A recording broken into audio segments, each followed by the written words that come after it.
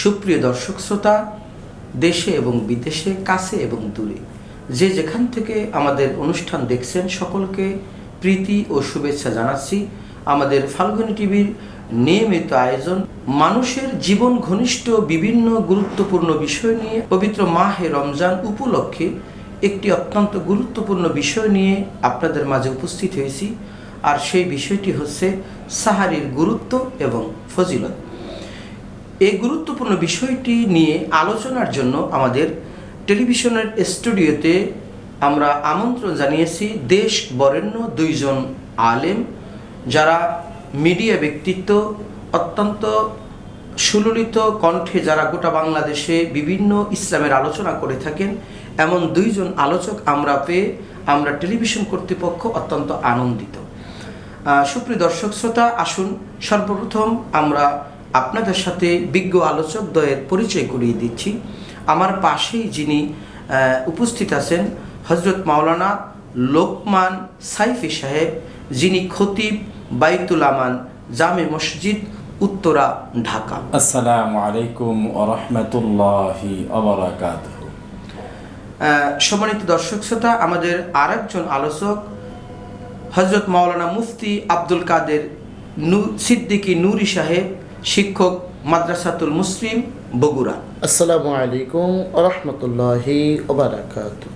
পুরো অনুষ্ঠান জুড়ে উপস্থাপনায় আমি আলহাজ মাওলানা সাব্বির আহমেদ ওসমানী আপনাদের সাথেই রয়েছি।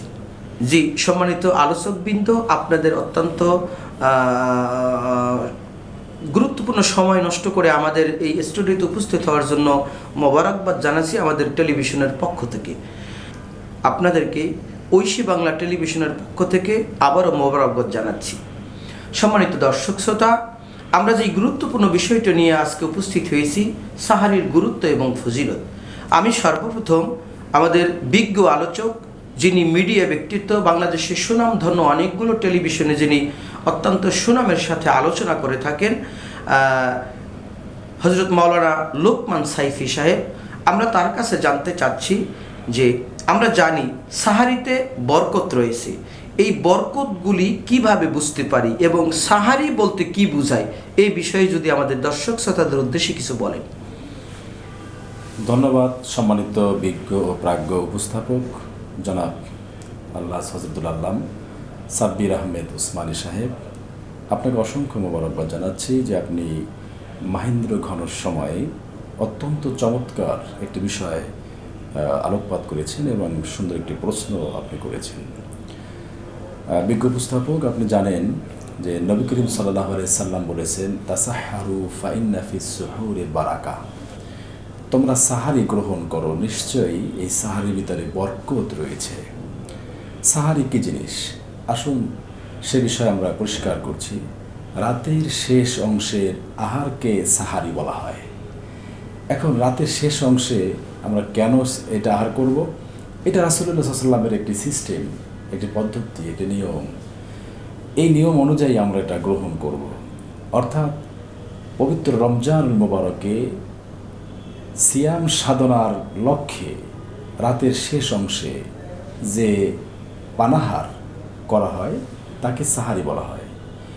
রমজান এর রোজার ভিতরে যে বরকত রয়েছে, বিশেষ করে সাহারির ভিতরে যা রাসূল সাল্লাল্লাহু আলাইহি ওয়াসাল্লাম বলেছেন যে বরকত রয়েছে, সাহারি খাও, এটি একটি খুরমা খেজুর হলেও এটা খেয়ে নিও, এবং অথবা এক চুমুক পানি হলেও খেয়ে নিও, কারণ এতে বরকত রয়েছে। বরকতটা কিভাবে রয়েছে? বহুমাত্রিক বরকত সেখানে বিদ্যমান রয়েছে। সে বরকতগুলো আমরা স্টেপ বাই স্টেপ যদি বর্ণনা করি, দর্শকদের উদ্দেশ্যে বিষয়টি পরিষ্কার হবে এবং তারা এটি আমল করতে সহজ হবে। আসুন, আমরা সাহারির জন্য যখন উঠি, নিশ্চয়ই সাহারি একটা সীমারেখা রয়েছে। সূর্য অর্থাৎ যে সুবহে সাদিকের পূর্ব পর্যন্ত কিন্তু সাহারির সময়টা, শেষ সময়টা। এর আগে আমরা সাহারির উদ্দেশ্যে যখন আমরা উঠে আমরা অবশ্যই পবিত্র হব, ওযু করব, জায়নামাজ বিছিয়ে আমরা 2 রাকাত তাহাজ্জুদ নামাজ পড়ব, 2-এর অধিক পড়তে পারবো। যে যতটুকু সে সময় পায়, সুযোগ পায়, সে তাহাজ্জুদ নামাজ আদায় করবে।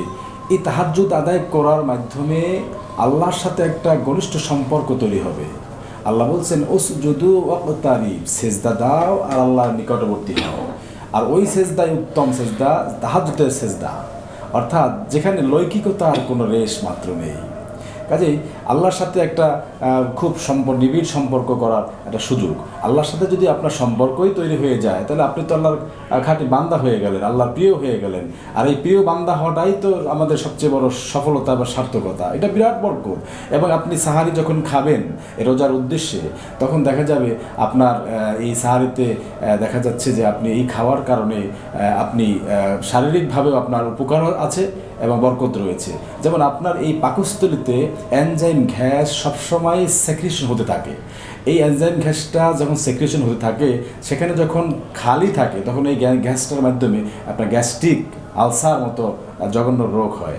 আর আপনি যখন খালি পেটে এইখানে যখন আপনি কোনো কিছু আহার করবেন, কোনো পানি হোক বা কোনো খাদ্য হোক, কোনো দুধ হোক, মধু হোক, যে কোনো আইটেম আপনি খান না কেন, খাওয়ার পর ওই খাবারের উপরে যখন ওই গ্যাসের এনজাইম গ্যাসটা সেক্রেশন হয়, তখন আর গ্যাস্ট্রিকের সম্ভাবনা থাকে না। তাহলে আপনি এই শবে সাদিকের আগ মুহূর্ত পর্যন্ত আপনি বা সেই সময় আপনি যখন খেলেন, খাওয়ার পরে আপনি সারাদিন অর্থাৎ সূর্য অস্তমিত হওয়ার পুরো পর্যন্ত আপনি সেখানে একটা ব্যালেন্স থাকবে। এটা একটা বরকত। এবং সবচেয়ে বরকত রাসূল সাল্লাল্লাহু আলাইহি ওয়াসাল্লাম বলেছেন বরকত হবে, এই অল্পতেই বরকত হবে, আল্লাহই বরকত দিয়ে দেবেন। কাজেই আমরা যদি বরকতের আশায়, এই বরকত ধরার জন্য আমরা যদি এটা করি, এবং এই বরকতটি খাওয়ার জন্য যে উঠতে হয়, এবং সেখানে যখন বান্দা শেষ রাতে উঠে যখন আল্লাহর দিকে তাকিয়ে যখন বলবে, আল্লাহ আমি একটি গুনাহগার বান্দা, আমাকে তুমি ক্ষমা করে দাও, আমার মতো অপরাধী এই আকাশের নিচে জমির উপরে আর নেই, আল্লাহ দয়া করে আমাকে তুমি মাফ করে দাও। যখন বান্দা আল্লাহর কাছে এইভাবে কায়নো বাক্যে অত্যন্ত বিনীতভাবে আল্লাহর কাছে চাইবে, আল্লাহ তাকে মাফ করে দিবেন এবং সে ব্যক্তি তাইবুন হয়ে যাবেন, অর্থাৎ সে ক্ষমাকারী, অর্থাৎ আল্লাহ তার ক্ষমা করবেন এবং সেই ব্যক্তি কী হয়ে যাবেন, আল্লাহ সে তাইবুন হয়ে যাবে, অর্থাৎ তওবা করে আল্লাহর কাছে। মুস্তাকিন আসহার ব্যাপারে আল্লাহ বলছেন যে সে আল্লাহর যে নেক বান্দাদের কোয়ালিটি বলছেন যে আস-সাবিরিনা ওয়াস-সাদিকিনা ওয়াল কানিতিনা ওয়াল মুনফিকিনা ওয়াল মুস্তাগফিরিনা বিল আসহার। আপনি এই গুণগুলো অর্জন করতে পারছেন যে তারা হবে, সে যারা অর্থাৎ ভালো মানুষ, আল্লাহর প্রিয় বান্দা, তারা হবে সাবিরিন, সহিষ্ণু হবে, তারা ধৈর্যশীল হবে, তারা হবে দানশীল, তারা হবে অত্যন্ত বিনীত, তারা হবে মুস্তাগফিরিন বিল আসহার, তারা শেষ রাতে আল্লাহর কাছে ক্ষমা প্রার্থনাকারী। কাজে এই গুণটা অর্জন করা যায় শেষ রাতেই একমাত্র। এই জন্য এখানে বরকত রয়েছে। এই দিক থেকে আপনি স্পিরিচুয়াল পাওয়ার অ্যাচিভমেন্টের জন্য আপনার এই সময়টা উপযুক্ত সময়, এটা একটি বিশাল বরকত, বিশাল নেয়ামত, সেটা আপনি ধরতে পারছেন। মানে মূলত আসলে রাসূল সাল্লাল্লাহু আলাইহি ওয়াসাল্লাম বলছে সাহারি খাও, এটার মধ্যে বরকত রয়েছে, এটাই বরকত। রাসূল সাল্লাল্লাহু আলাইহি ওয়াসাল্লামের সুন্নত আমলের মধ্যেই বরকত। কারণ রাসূল সাল্লাল্লাহু আলাইহি ওয়াসাল্লাম যা কথা বলেছে, বিজ্ঞান প্রমাণ করে দেখেছে, এটার ভিতরে কল্যাণ রয়েছে। জি, ধন্যবাদ সম্মানিত বিজ্ঞ আলোচক হযরত মাওলানা লোকমান সাইফি সাহেব, অত্যন্ত চমৎকারভাবে আপনি সাহারি সম্পর্কে আলোচনা করেছেন। আমি আমাদের আলোচক হযরত মাওলানা আব্দুল কাদের সিদ্দিকী নূরী সাহেব, আমি আপনার কাছ থেকে জানতে চাচ্ছি যে আমাদের মধ্যে অনেকেই বলে থাকে যে ভাই আজকে আমি রোজা রাখতে পারিনি, আজকে রাত্রে উঠতে পারিনি, সাহারি খেতে পারিনি। একটু আগে যেমন আমাদের আলোচক বলছিল যে সাহারি খাওয়ার মধ্যে বরকত রয়েছে, সাহারি খেতে হবে, কিন্তু কেউ যদি উঠতে না পারে, সে সাহারি খেতে না পারে, তার জন্য কি রোজা রাখতে হবে নাকি ছেড়ে দিতে পারবে? এই বিষয় সম্পর্কে আপনি যদি দর্শক শ্রোতাদের উদ্দেশ্যে কিছু বলতেন। ধন্যবাদ। আজকের এই গুরুত্বপূর্ণ অনুষ্ঠানের বিজ্ঞ উপস্থাপক, দেশ বরেণ্য উপস্থাপক হযরতুল আল্লাম মাওলানা সাব্বির আহমদ উসমানী শাইখকে সুন্দর একটি প্রশ্ন করেছেন। এই প্রশ্নটা বর্তমানে রমাদান বিষয়ক কমন একটি প্রশ্ন। অনেকে রাত জাগার কারণে বা ঘুমানোর কারণে সাহারি খাইতে পারে না, তখন পরের দিন সে বলে যে আমি সাহারি খাইতে পারি নাই, আমি কিভাবে রোজা রাখবো? আসলে সাহারি খাওয়াটা সুন্নাত, কিন্তু কেউ যদি সাহারি না খেয়ে ঘুমিয়ে যায়, সে অবশ্যই রোজা রাখবে, তার রোজা হয়ে যাবে, কিন্তু সাহারির যে সুন্নাত, এই সুন্নাতটা আদায় হবে না। কিন্তু আবার অনেকে যেহেতু শেষ রাতে উঠতে পারে না, তখন সে যে খাবারটা খেয়ে ঘুমাবে ওইটাই সাহারি হিসেবে গণ্য হবে। তবে আমাদের যেহেতু রাসূলুল্লাহ সাল্লাল্লাহু আলাইহি ওয়াসাল্লামের সুন্নাত হচ্ছে সাহারির সময়ে সাহারি খাওয়া, তো এই সময়ে আমাদেরকে সাহারি খাইতে হবে, তাহলে আমি সারাদিন রোজা শ্যাম রাখতে পারবো। যে সাহারির সময়টা মানে কখন থেকে কতটুক পর্যন্ত সময়ের মধ্যে সাহারিটা খাওয়া যায় একটু বলেন। সাহারিটা এটা শেষ রাত্রে বলা হয়েছে, অর্থাৎ আমাদের সাহারির সময় হচ্ছে সুবে সাদিকের আগ পর্যন্ত। তবে আমাদেরকে খেয়াল রাখতে হবে যেন সেটা অবশ্যই সন্দেহযুক্ত সময় হয় না, যে আমি খাবার খাচ্ছি এদিকে সুবে সাদিক হয়ে যাচ্ছে, এমন যেন না হয়। অর্থাৎ সুবে সাদিকের আগে আমি যেন কনফার্ম হতে পারি যে আমার সাহারি করা শেষ হয়েছে, এখন সুবে সাদিক হবে। এরকম আমার আমার সময়ের প্রতি যেন খেয়াল থাকে। জি জি, ধন্যবাদ সম্মানিত বিজ্ঞ আলোচক। সম্মানিত দর্শক শ্রোতা, আমরা সাহারির গুরুত্ব এবং ফজিলত সম্পর্কে আলোচনা শুনছি আমাদের বিজ্ঞ দুইজন আলোচকের কাছ থেকে। আমাদের পরবর্তী আলোচক হযরত মাওলানা লোকমান সাইফি সাহেব। সুপ্রিয় দর্শক শ্রোতা, আমরা এতক্ষণ শুনতেছি সাহারির গুরুত্ব এবং ফজিলত। সাহারির সঙ্গে আরেকটি বিষয়ের খুব নিবিড়ভাবে জড়িত, যেমন রাসূল পাক সাল্লাল্লাহু আলাইহি সাল্লাম তিনি সাওমে বেসাল আমল করতেন। সাওমে বেসালটা একটি কঠিন একটি ইবাদত। তো এ প্রসঙ্গে আমরা আজকে জানতে চাচ্ছি আমাদের বিজ্ঞ আলোচক হযরত মাওলানা লোকমান সাইফি সাহেবের কাছ থেকে, যে সাহারির সঙ্গে ইফতারের সঙ্গে রোজার সঙ্গে সাওমে বেসালের একটা নিবিড় সম্পর্ক রয়েছে, যেটা রাসূল সাল্লাল্লাহু আলাইহি ওয়াসাল্লামের একটি প্রিয় আমল ছিল। এ প্রসঙ্গে যদি আপনি কিছু বলতেন। ধন্যবাদ সম্মানিত উপস্থাপক। সাওমে বেসাল অর্থাৎ সাহারি না খেয়ে রোজা পালন, এটা যে রোজার সাথে বা ইফতারির সাথে খুব বরকতপূর্ণ একটি নিবিড় সম্পর্ক বিষয়টি এমনটি নয় বলতে, অর্থাৎ এটা নবী সাল্লাল্লাহু আলাইহি ওয়াসাল্লাম এটা আমল করতেন, কিন্তু এটা সকলের জন্য না। নবী সাল্লাল্লাহু আলাইহি ওয়াসাল্লাম না খেয়ে রোজা রাখতেন। এটাই জানতে চাচ্ছি যে রাসূল সাল্লাল্লাহু আলাইহি ওয়াসাল্লাম নিজে রাখতেন, কিন্তু এটা আমাদের পক্ষে যাবে কি না সেটাই। জি জি। তো এখন সাহাবীরা যখন এটা শুরু করলেন, তখন রাসূল সাল্লাল্লাহু আলাইহি ওয়াসাল্লাম বলছেন যে তাদেরকে বলছেন যে তোমরা কি নবী, তোমরা কি রাসূল, আল্লাহ তাআলা আমাকে ঘুমের ভিতরে খাওয়ান পান করান, কাজে তোমরা এই অভ্যাসটি করতে পারবে না। একজন নবীকে 40 জন পুরুষের যুবকের শক্তি দিয়েছেন আল্লাহ তাআলা, কাজে তোমরা তো এটা পারবে না। রাসূল সাল্লাল্লাহু আলাইহি ওয়াসাল্লাম নিষেধ করলেন। অর্থাৎ সাওমে বেসাল মানে সাহারি না খেয়ে রোজা রাখা, এটা শরীয়তের জন্য উম্মতের জন্য মানে সঠিক খাস নয় এটা। অর্থাৎ কেউ এটা রাখার জন্য কোনো পারমিশনও নেই। তবে যদি কেউ এরকম হয় যে ঘুমের কারণে সে সাহারি খেতে উঠতে পারেনি, তবে তার রোজা হয়ে যাবে, তবে সাহারির যে সুন্নতটা বরকত রয়েছে এটা থেকে সে মাহরুম হবে, কিন্তু তার রোজা ফরজিয়াত আদায় হয়ে যাবে। যদি কেউ মনে করে যে আমি তো রোজা সাহারি খেতে পারি, তাদেরকে রোজা কি রাখবো, রোজা কি হবে, অনেকে রোজা রাখে না, এটা ছেড়ে দেয়, কিন্তু এটা তার একটা খুবই ভুল একটা সিদ্ধান্ত, কারণ তার না জানার কারণে এটা হচ্ছে। আপনি রোজা সাহারি খেতে পারেননি, তার মানে আপনি রোজা নিয়ত করে ফেলবেন, রোজা রাখবেন, না খেয়েই রোজা রাখা, অর্থাৎ সাহারি না খেয়ে রোজাটাকেই বলা হয় সাওমে বেসাল। এই সাওমে বেসাল রাসূল সাল্লাল্লাহু আলাইহি ওয়াসাল্লামের জন্য প্রযোজ্য ছিল, উম্মতের জন্য প্রযোজ্য ছিল না। তো কাজেই আমরা সাওমে বেসাল আমরা করব না, আমরা সাহারি খেয়ে রোজা রাখবো এবং এই বরকত অন্বেষণ করব। এটাই হলো আল্লাহ শরীয়তের বিধান বা এটা সিদ্ধান্ত। জি, ধন্যবাদ সম্মানিত আলোচক।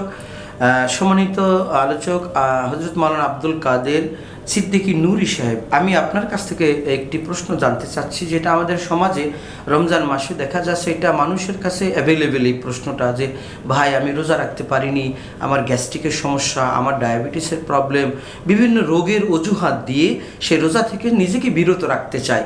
এ প্রসঙ্গে শরীয়তের বিধান কি? আসলেই কি শারীরিক অসুস্থতার জন্য রোজা রাখা যায় না? ধন্যবাদ বিজ্ঞ উপস্থাপক মাওলানা সাব্বির আহমদ উসমানী হুজুরকে। আসলে এটা আমাদের মনে করি এটা এক প্রকারের অজুহাত। আসলে না খেয়ে থাকার জন্য অসুখ হয় না, অসুখটা হয় খাওয়ার জন্য। যত প্রকার আমাদের বর্তমানে রোগের কথা বলি, ডায়াবেটিস সহ বিভিন্ন প্রকার, এগুলো মূলত বেশি খাওয়ার কারণে এবং আমাদের প্রোডাক্টিভ লাইফ বা ইসলামিক লাইফস্টাইল অনুসরণ না করার কারণেই হয় আর কি। তো আমরা যখন সিয়াম পালন করব, একজন ডায়াবেটিস রোগী তার ডায়াবেটিস কন্ট্রোলে থাকবে। যদি সে বড় মহামারী রোগে আক্রান্ত হয়, সে যদি সাহস করে সিয়াম পালনের নিয়ত করে, আমরা আশা করি, এবং এটা ইসলামও, এবং এর আগে সিয়ামের ওপরে বহু বিজ্ঞানী বহু দার্শনিক তারা গবেষণা করে দেখিয়েছেন যে অসুস্থ লোক যদি সিয়াম পালন করে সে সুস্থ হয়ে যায়। কারণ এটা একদিক দিয়ে আল্লাহর রহমত। অসুস্থ বলতে মানে যে রোজা রাখতে পারে এরকম অসুস্থ? জি জি জি। একেবারে মাজুর অসুস্থ হলে তো রোজা রাখা তার জন্য নিষেধ না, মাজুর একেবারে মাজুর, আমি সেটা আসছিলাম। একেবারে যদি মাজুর হয় তখন তার জন্য ইসলামী শরীয়ত একটু ছাড় দিয়েছে। ইসলামী শরীয়তে রুখসত রয়েছে আর কি, মারিদান আও আলা সাফারিন ফাইদ্দাতা মিন আইয়ামিন উখর, যেখানে আল্লাহ মুসাফির এবং অসুস্থদের জন্য ডিসকাউন্ট করেছে। তো সম্মানিত আলোচক, ধন্যবাদ আপনাকে। আসলে বিষয়টা হলো gastric, diabetes, pressure, low pressure, high pressure সহ শারীরিক যে অসুখগুলো, এটা কিন্তু আসলে ওই রকম মানে খুব বড় রোগই তা না। কিন্তু এই অবস্থায় অনেকে অজুহাত দেয় যে আমি ডায়াবেটিস বেড়ে যায় এই জন্য রোজা রাখতে পারি না। কিন্তু বিজ্ঞান বলেছে যে ডায়াবেটিসের ইনসুলিনটা বেড়ে যায়, সুগার মাত্রা কমে যায় এই রোজার না খেয়ে থাকার কারণে। গ্যাস্ট্রিকের সমস্যা, যেমন আমাদের লোকমান সাইফি সাহেব বলেছে যে গ্যাস্ট্রিকটা খাবার যদি ওখানে না থাকে তাহলে গ্যাস্ট্রিকটা একসময় বেড়ে যায়, আবার যদি খাবারটা থাকে তখন কিন্তু গ্যাস্ট্রিকটা কমে যায় সাহারির মাধ্যমে। কারণ হলো আমি এই রমজানের মাধ্যমে সবচেয়ে বড় কথা হলো আমি যদি সাহারি খাই, সাহারি খাওয়ার পরে 2-4-5 ঘন্টা আমার খাবারটা যখন ডাইজেস্ট হয়ে যায়, এটা হওয়ার পরে যে দীর্ঘ সময় আমার থাকে ইফতার পর্যন্ত, এই সময়টা আমার শরীরে, আমার পেটে খাবার না থাকার কারণে শরীরের ভিতরে যে অতিরিক্ত মেদ, অতিরিক্ত চর্বি, টক্সিন সবগুলোকে আমার শরীরে মানে ডাইজেস্ট এটা হজম করে এবং এটা চতুর্দিকে টেনে নিয়ে গ্যাস্ট্রিক সহ সমস্ত রোগের একটা নিরাময় কারখানা আমার পেটের ভিতর হয়ে যায়। কিন্তু এটা রমজানের মাধ্যমেই হয়, বিশ্রামের কারণে। যদি এই বিশ্রামটা 11 মাস পরে 1 মাস আমরা না করি, তাহলে এই রোজা না থাকার কারণে শত রোগ আমাদের শরীরে বাসা বাঁধে। তাহলে এই সাহারির মাধ্যমে, রমজানের মাধ্যমে আমাদের রোগ থেকে আমরা বিরত থাকতে পারি। সম্মানিত বিজ্ঞ আলোচক হযরত মাওলানা লোকমান সাইফি সাহেব, আমি আপনার কাছ থেকে আরেকটি প্রশ্ন জানতে চাচ্ছি যে আমরা যে সাহারি করি, এই সাহারিতে কি পরিমাণ খাওয়া আমাদের উচিত? আমাদের সমাজে অনেকে দেখি যে খাওয়ার সময় আমরা অনেক পেট ভরে খাই, কিন্তু কতটুকু পরিমাণ সাহারির মধ্যে আমাদের খাওয়া, শরীয়তের বিধান কি, সাহারির সুন্নত তরিকা সম্পর্কে যদি আমাদেরকে একটু বলতেন। সম্মানিত উপস্থাপক, আপনাকে ধন্যবাদ। এটি চমৎকার একটি বিষয় আমাদের জন্য পালনীয়, কারণ আমরা অনেক সময় খেতে বসে আমরা দিক হারিয়ে ফেলি। আর ওই মুঠ ভরে আপনি যখন খাবেন আর মুঠ ভরে তখন ঔষধও খেতে হবে। হ্যাঁ, এটাই নিয়ম। আপনি কম খাবেন, ব্যালেন্স রাখবেন। সুন্নাত তরিকা হচ্ছে আপনি পাকস্থলীর ভিতরে আপনি 1 ভাগ খাবার, 1 ভাগ পানি আর 1 ভাগ খালি রাখবেন আপনি। জি, এটা হলো সুন্নাত তরিকা। এটাকে খেতেন। রাসূলুল্লাহ অনেক সময় আমরা ইফতারের সময় যে খাবারটা খাই, ব্যাপক আইটেম আমরা খেয়ে থাকি।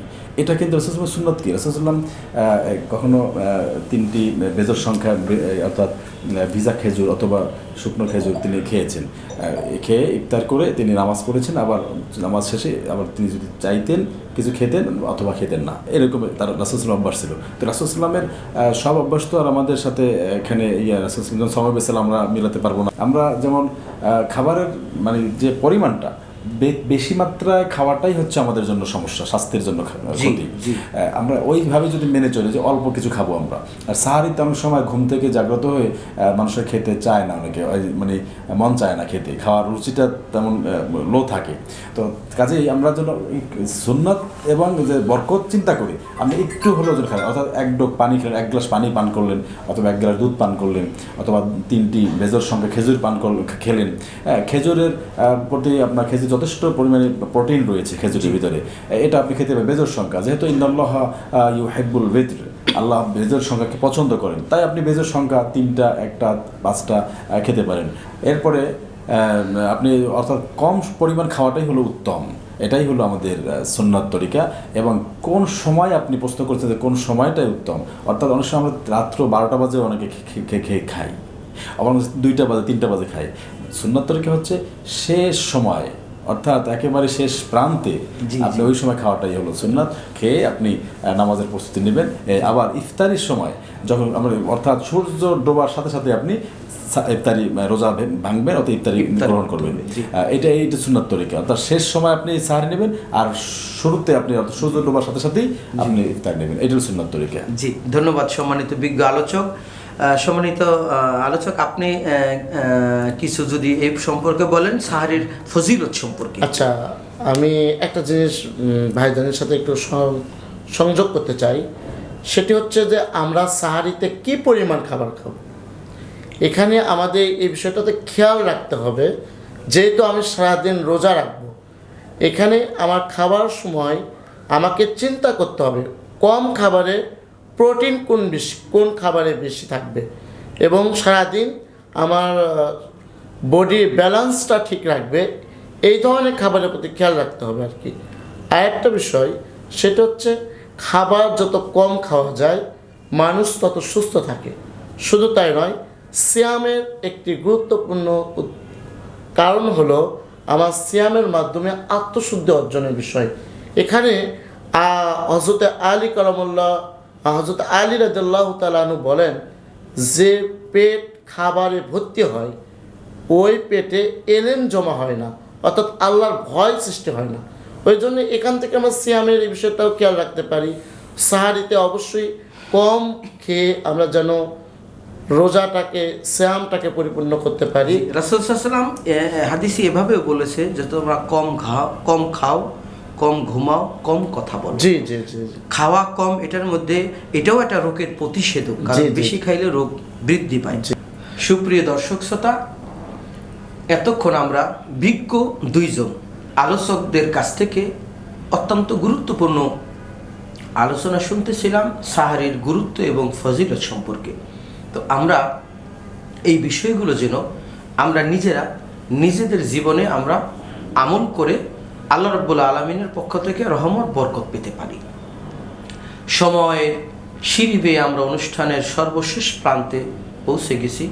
আজকে আমরা এই বিষয় নিয়ে আর আলোচনা সামনে এগোতে পারছি না। আমরা ফাল্গুনী টিভির এসো কোরআন সুন্নাহ সত্যের পথে এই অনুষ্ঠানে আমরা নতুন কোনো বিষয় নিয়ে আবারও আপনাদের সামনে উপস্থিত হব, আবারও ইসলামের গুরুত্বপূর্ণ কোনো বিষয় নিয়ে আপনাদের সামনে উপস্থিত হব। সে পর্যন্ত সকলে ভালো থাকেন, সুস্থ থাকেন। সকলের সুস্থতা কামনা করে আমি আলহাজ মাওলানা সাব্বির আহমেদ ওসমানী আপনাদের কাছ থেকে বিদায় নিছি। আসসালামু আলাইকুম ওয়া রাহমাতুল্লাহি ওয়া বারাকাতুহু।